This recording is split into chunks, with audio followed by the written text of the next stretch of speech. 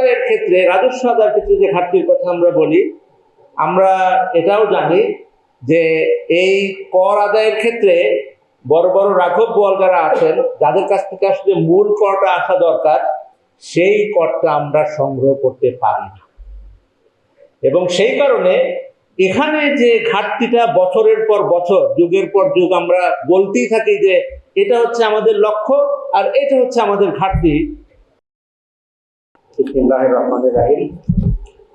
আজকের এই বিশেষ আয়োজনের মাননীয় প্রধান অতিথি, যিনি এখনো উপস্থিত হতে পারেননি, বিশেষ অতিথিবৃন্দ এবং ভারপ্রাপ্ত মহাসচিব এবং স্নেহভাজন ব্যারিস্টার শাহেদুল আজম এবং উপস্থিত সুধীবৃন্দ, আসসালামু আলাইকুম ওয়া রাহমাতুল্লাহ। বাজেটের সময় আমরা সিরিয়াস হয়ে যাই, কারণ বাজেট আসলে একটা সিরিয়াস বিষয়।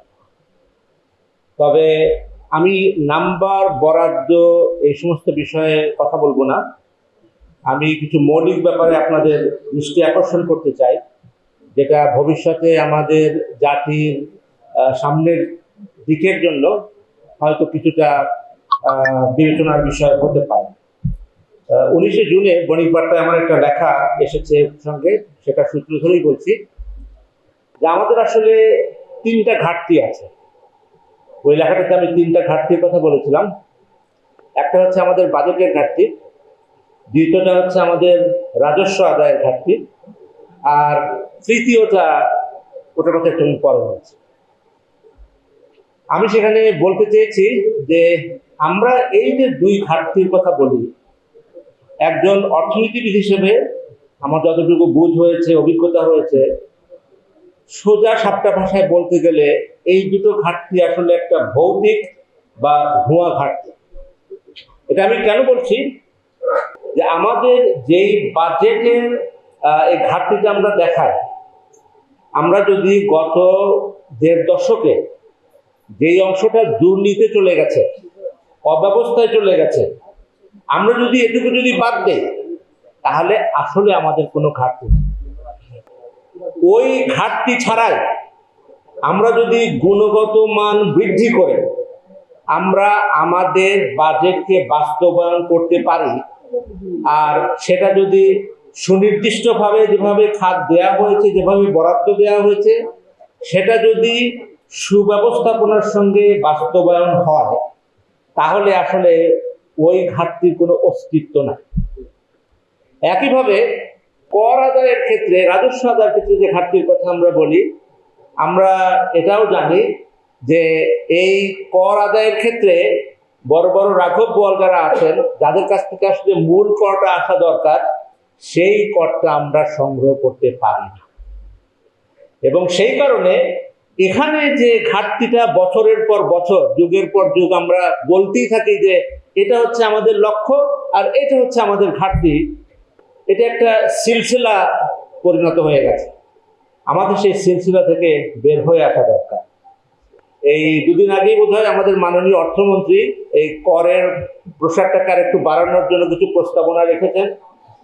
সঙ্গে সঙ্গে পরদিন সকালে কিছু টেলিভিশন থেকে যোগাযোগ করা হলো, তারা প্রতিক্রিয়া চান। এগুলো আসলেই খুবই গুরুত্বপূর্ণ এবং সময়োচিত উদ্যোগ। অর্থনীতির পরিভাষায় other things remaining the same যদি আমরা এটা করি, তাহলে তার সুফল আমরা পাবো কিনা সেটা দেখতে হবে।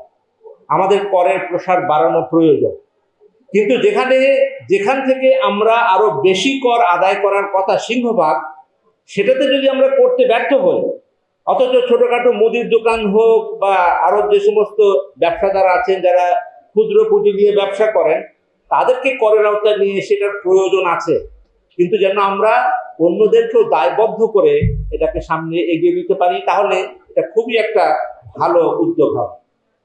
তাহলে তৃতীয় যে ঘাটতির কথা, সেটা কি? এটাকে সহজ ভাষায় বলতে গেলে এটাকে আমি বলবো এগ ডেফিসিট। ডিম না, ডিমের কথা আমি বলছি না, আমাদের ডিমের ঘাটতি নেই, যদিও আমাদের সবারই ডিম আর একটু বেশি করে খাওয়া উচিত পুষ্টির জন্য।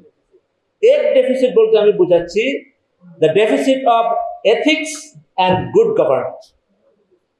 এইটা আমাদের স্বাধীনতার সময় থেকে এই ডেফিসিটকে আমরা ক্রনিক ভাবে ভুগছি।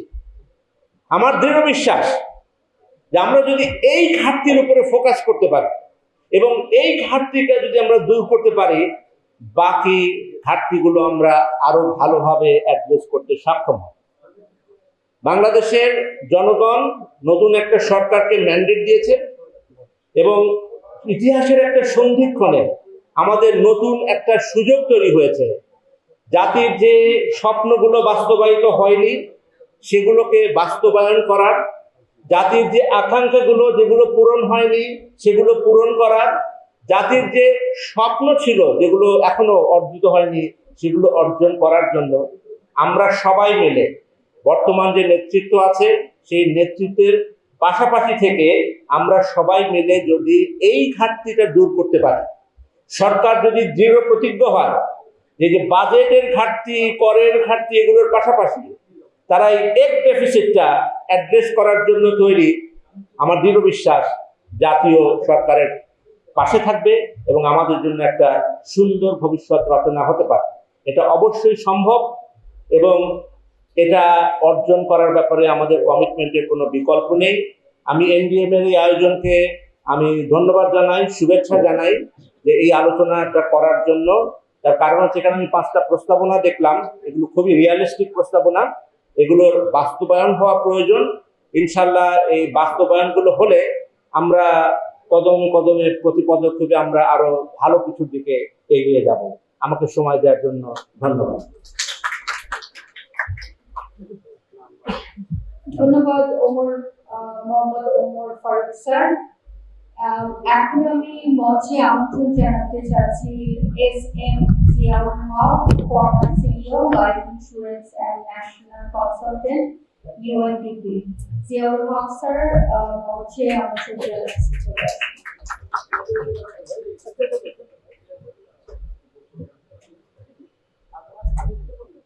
অর্থনীতি যখন দীর্ঘ সময় ধরে নিম্ন প্রবৃদ্ধি, উচ্চ মূল্যস্ফীতি এবং বেসরকারি বিনিয়োগের স্থবিরতার মুখোমুখি হয়, তখন কেবল বাজারের উপর নির্ভর করলে অর্থনীতি ঘুরে দাঁড়াতে পারে না। এ অবস্থায় সরকারের সক্রিয় বিনিয়োগই অর্থনীতিকে পুনরুজ্জীবিত করার প্রধান চালিকা শক্তি হয়ে ওঠে। উন্নয়ন ব্যয় বৃদ্ধি, গ্রামীণ অবকাঠামো নির্মাণ, সামাজিক নিরাপত্তা কর্মসূচি সম্প্রসারণ, কৃষি সহায়তা, দক্ষতা উন্নয়ন এবং লক্ষ্যভিত্তিক ঋণ বিতরণ, এসব উদ্যোগ মানুষের হাতে অর্থ পৌঁছে দেয়। সেই অর্থ বাজারে ব্যয় হয়, ব্যবসা বাণিজ্য সচল হয়, উৎপাদন বাড়ে, কর্মসংস্থান বৃদ্ধি করে এবং অর্থনীতিতে বহুগুণ ইতিবাচক প্রভাব তৈরি করে। সহজ ভাষায় বলতে গেলে, সরকার যখন 1 টাকা উৎপাদনশীল খাতে ব্যয় করে, সেই 1 টাকা বহুবার হাত বদল হয়ে অর্থনীতিতে কয়েক গুণ আয় সৃষ্টি করে। এ কারণেই এই বাজেটে উন্নয়ন ব্যয়কে উল্লেখযোগ্যভাবে বাড়ানো হয়েছে। প্রস্তাবিত উন্নয়ন ব্যয় ধরা হয়েছে 3,16,000 কোটি টাকা, যার মধ্যে বার্ষিক উন্নয়ন কর্মসূচি এডিপির জন্য বরাদ্দ 3 লক্ষ কোটি টাকা। একই সঙ্গে মোট বাজেটে উন্নয়ন ব্যয়ের অংশ 27.27% থেকে বৃদ্ধি করে 33.70% উন্নীত করা হয়েছে। অন্যদিকে পরিচালন ব্যয়ের অংশ কমিয়ে 72.73% থেকে 66.30% নামিয়ে আনা হয়েছে। এটি নিঃসন্দেহে একটি ইতিবাচক পরিবর্তন, কারণ একটি উন্নয়নশীল দেশের জন্য উৎপাদনশীল বিনিয়োগে ব্যয় বাড়ানো ভবিষ্যৎ প্রবৃদ্ধির ভিত্তি শক্তিশালী করে। প্রস্তাবিত বাজেটে ঘাটতি ধরা হয়েছে 2.43 লক্ষ কোটি টাকা, যা জিডিপি 3.6%। এই ঘাটতি পূরণে 1.27 লক্ষ কোটি টাকা অভ্যন্তরীণ উৎস এবং 1.16 লক্ষ কোটি টাকা বৈদেশিক উৎস থেকে সংগ্রহের পরিকল্পনা রয়েছে। আরও একটি ইতিবাচক দিক হলো ব্যাংক ঋণের উপর নির্ভরতা কিছুটা কমিয়ে আনা হয়েছে। 2025-26 অর্থ বছরে 1.18 লক্ষ কোটি টাকা থেকে কমিয়ে 1.12 লক্ষ কোটি টাকা নির্ধারণ করা হয়েছে। এতে বেসরকারি খাতের জন্য ঋণের প্রাপ্যতা বাড়ার সুযোগ সৃষ্টি হতে পারে। এক্ষেত্রে এনডিএম এর সুস্পষ্ট অবস্থান, চাহিদা বৃদ্ধি অবশ্যই উৎপাদনশীল চাহিদা হতে হবে। এই অর্থ ব্যয় হতে হবে কর্মসংস্থানমুখী প্রকল্পে, ক্ষুদ্র ও মাঝারি উদ্যোক্তাদের সহায়তায়, কৃষি ও গ্রামীণ অর্থনীতিতে, কৃষি ও স্বাস্থ্য খাতে এবং এমন অবকাঠামো নির্মাণে যা ব্যবসার ব্যয় কমিয়ে উৎপাদনশীলতা বৃদ্ধি করবে। অন্যথায় নিয়ন্ত্রণহীন ব্যয় মূল্যস্ফীতি বাড়াবে, কিন্তু সুশৃঙ্খল ব্যয় মানুষের আস্থা ফিরিয়ে আনবে।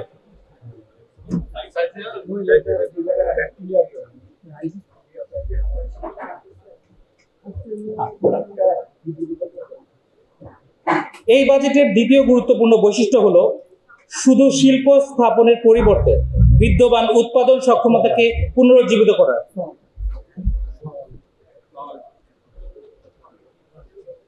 এই বাজেটের দ্বিতীয় গুরুত্বপূর্ণ বৈশিষ্ট্য হলো নতুন শিল্প স্থাপনের পরিবর্তে বিদ্যমান উৎপাদন সক্ষমতাকে পুনরুজ্জীবিত করার উপর জোর দেওয়া। বাংলাদেশে অসংখ্য শিল্প কারখানা আজ বন্ধ, অনেক প্রতিষ্ঠানে আজ যন্ত্রপাতির অভাবে অচল হয়ে পড়ে আছে। অনেক উদ্যোক্তা কেবল কার্যকর মূলধনের অভাবে উৎপাদন বন্ধ রেখেছে। অনেক সেবা প্রতিষ্ঠানও সাময়িক সংকটে পড়ে কার্যক্রম সীমিত করেছে। এই প্রতিষ্ঠানগুলোকে পুনরায় সচল করা গেলে নতুন শিল্প স্থাপনের তুলনায় অনেক দ্রুত কর্মসংস্থান সৃষ্টি করা সম্ভব। এই লক্ষ্যে সরকার 60,000 কোটি টাকার বিশেষ প্রণোদনা প্যাকেজ ঘোষণা করেছে। এর মধ্যে 20,000 কোটি টাকা বন্ধ শিল্প ও সেবা খাত পুনরুজ্জীবনে এবং 10,000 কোটি টাকা কৃষি ও গ্রামীণ অর্থনীতিতে। ChangeTV.press, এক ফোঁটা হলুদ নেই।